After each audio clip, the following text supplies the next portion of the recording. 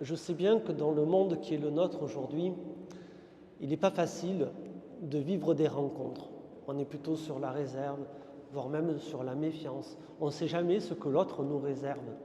Donc du coup, on préfère peut-être s'abstenir d'aller à l'aventure, d'aller faire connaissance avec des gens complètement inconnus. On préfère se contenter des gens que l'on connaît déjà.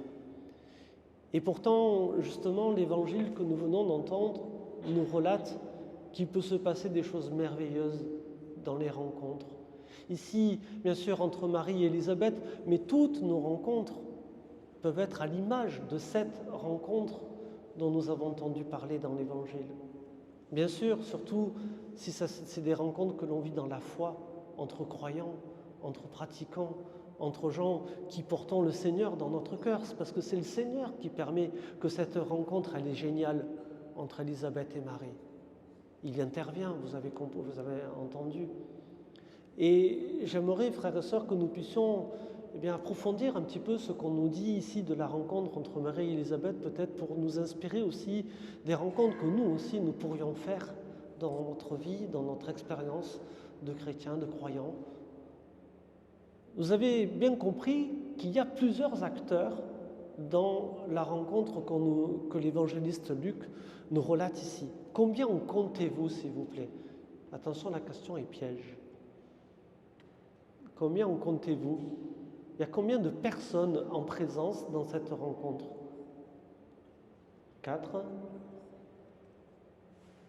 Oui? Tout le monde me dit oui? Eh bien non, il y en a 5. Il y en a 5. Vous savez, la troisième personne de la Trinité que nous avons tracée sur nos épaules, le Père, le Fils et le Saint-Esprit, il est là lui aussi. Et c'est une personne à part entière. Donc ça nous fait 5. Vous avez bien compté 4, vous avez compté certainement Élisabeth qui est enceinte de Jean-Baptiste, ça fait 2. Marie qui est enceinte de Jésus-Christ, ça fait 2. Plus l'Esprit Saint, et oui, il est là lui aussi. Et d'ailleurs, s'il n'était pas là, vous pensez réellement qu'Élisabeth aurait pu dire ce qu'elle a dit à Marie? Comment se fait-il que la mère de mon Seigneur vienne jusqu'à moi? Alors déjà, parce que Élisabeth, elle est enceinte depuis 6 mois, ça on sait. Mesdames, vous avez été plus enceinte que moi, vous savez comment ça marche. Oui, moi je ne l'ai jamais été. Vous savez comment ça marche, quand on est à 6 mois, ça fait un joli bidon là. Et on est toutes fières là. Hein? Bien sûr, d'être porteuse de la vie, c'est quelque chose de magnifique. Bravo à toutes celles qui ont pu le faire. Voilà, donc bien sûr, on est fiers de cette vie dont on est porteuse. 6 mois, c'est bien visible. Voilà. Mais Marie, ça fait quelques jours à peine que l'ange l'a visitée et qu'elle a accepté cette aventure complètement folle que lui propose le Seigneur. Donc elle a le ventre plat encore, c'est pas visible. Tout au plus quelques jours, quelques semaines, allez, 1 mois. Je ne sais pas le temps qu'il faut pour partir de Nazareth pour remonter chez Élisabeth, sa cousine. Mais bon, peu importe, admettons que ça faisait 1 mois. Donc, c'est pas visible qu'elle est enceinte. Et voilà que Élisabeth discerne que Marie est enceinte de son Seigneur. Attendez, elle est enceinte et en plus, elle ne porte pas n'importe qui ou n'importe quoi. C'est le Seigneur dont elle est porteuse. Et comment elle se rend compte de ça? Comment elle sait ça, Élisabeth? Tout simplement parce que quand Marie l'a saluée, eh bien, il s'est passé quelque chose, vous avez entendu, Jean-Baptiste, là, a tressailli d'allégresse dans son sein. Et cette joie qui a gagné Jean-Baptiste a gagné la mère aussi. Et ce que j'aimerais mettre en valeur aussi dans cette rencontre, c'est que la visite de Marie libère la joie. Parce que, revenons un petit peu en arrière, l'évangéliste Luc a pris la peine de nous en parler. Vous savez comment ça s'est passé? Zacharie va au temple, il croise un ange là qui lui dit ta femme, elle va avoir un enfant, mais elle est stérile, elle ne peut pas avoir d'enfant. Il devient muet, etc. Et puis finalement, Élisabeth, effectivement, elle tombe enceinte. Quand il va rentrer, ça va fonctionner, Élisabeth va tomber enceinte. Et puis voilà que Élisabeth, voilà, on a appris que ça fait 5 mois qu'elle est enceinte. Et tiens, ça a marché, ça a pris, alors qu'elle était censée ne pas pouvoir avoir d'enfant. Et la seule chose que va trouver à dire Élisabeth, voilà ce que le Seigneur a trouvé à faire pour lever ma honte de ne pas pouvoir donner la vie, de ne pas pouvoir porter la vie.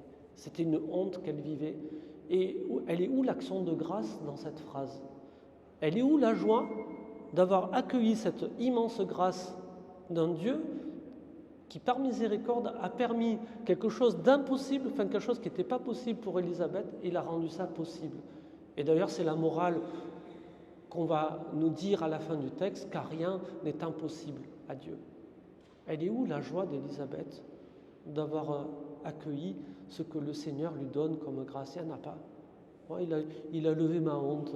Ah, génial. C'est comme ça que tu annonces la bonne nouvelle. Et toi, tu étais toute contente. Elle m'a dit, ah, mon petit-fils, il va avoir un enfant. Non, c'est quand c'est quelque chose de joyeux comme ça, et vous le savez bien, la joie, quand on la partage, ça augmente. Hein? Ben là, Élisabeth, et puis le silence radio, personne n'est au courant de ce qu'elle est en train de vivre. Elle ne le dit à personne, elle n'en parle pas, comme certains le feraient plus volontiers. Il faut que Marie aille la voir pour que enfin quelque chose se libère. Enfin, cette joie, cette allégresse puisse gagner le cœur d'Élisabeth et qu'elle rentre, elle aussi, dans l'action de grâce, qu'elle remercie le Seigneur pour ce cadeau qu'il lui a fait. Vous voyez, la richesse de cette rencontre, ce n'est pas qu'une rencontre. Il y a tellement de choses qui s'y passent, tellement de choses. Et bien sûr, l'Esprit Saint va permettre cela, parce que c'est l'Esprit Saint qui a fait tressaillir d'allégresse le petit Jean-Baptiste dans le sein de sa mère. C'est l'Esprit Saint qui permet à Élisabeth de prophétiser. Elle devient prophète, là, Élisabeth, hein, en annonçant ce qu'elle dit. Elle devient véritablement prophète. Voilà. Et Marie, l'air de rien, elle véhicule tout cela, voilà, par sa simple présence, par sa bonté, parce que vous savez pourquoi elle est allée voir sa cousine, c'est pas pour vérifier si l'ange lui avait annoncé des bobards, hein, c'est pas pour ça qu'elle vient voir Élisabeth, c'est pour se mettre à son service. 6 mois de grossesse, le terme est proche, c'est peut-être pas Zacharie, surtout à l'âge qu'ils ont tous les deux, qui va l'aider, et voilà que Marie se propose voilà, d'être une simple servante et de lui prêter main forte là pour les derniers mois de grossesse avec toutes les tâches ménagères qu'il y avait à faire à l'époque, comme aujourd'hui hein, d'ailleurs. Voilà, et cette simple visite de Marie, vous voyez tout ce que ça va déclencher. Tout ce que ça va déclencher. Voilà, les rencontres, quand elles sont vécues dans le Seigneur, ça peut produire tout ça, frères et sœurs. C'est dommage de s'en passer, non?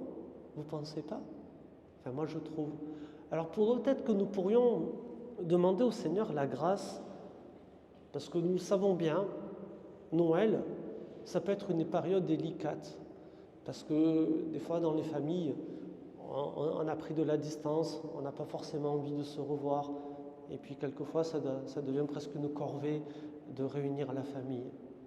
Eh bien, moi tout le bien que je nous souhaite, frères et sœurs, c'est de pouvoir avoir une petite Vierge Marie, là, prions-la, là, si vous voulez bien, là, je veux bien, qui va permettre que, hop, il y a des choses qui vont se décoincer.